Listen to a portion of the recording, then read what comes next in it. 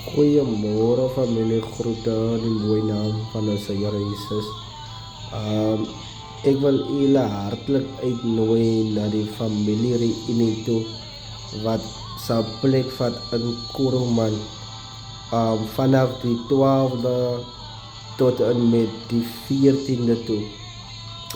Ons het 'n familie, especially Malgasse, wat by mekaar kom en wat net reunite, nie vir hulself nie, maar wel vir 'n volgende generasie sodat hulle mekaar ken. Ons is heidaglik besig om familie van heiden en van ver by mekaar te kry om te reunite en om hierdie van groter uit te brei. Ons het 'n reunie.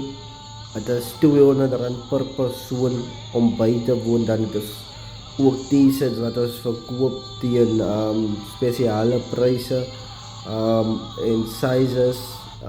Ja, dit is ek dink is R350 per t-shirt, maar dit is nou met alles by die embleem of jou naam op wil hê.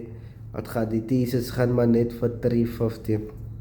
Of jy kan dit jou eie t-shirt koop en laat hulle die printing doen en dan kry jy jou t-shirt of by die gathering of jy kan jou t-shirt laat koerier, maar dan is dit teen eie koste. Die rede vir die reunie, en dit is nie kort kennisgewing nie, ons het al vroeg in die jaar met toe ons die verlies gehad het met laas jaar November se reunie, het ons hierdie ding begin. So ek wil julle hartlik uitnooi om op te trek Kuruman toe. Al maak julle dit nie vir die volle naweekie, maar gaan gesellig wees en dit gaan lieflik wees.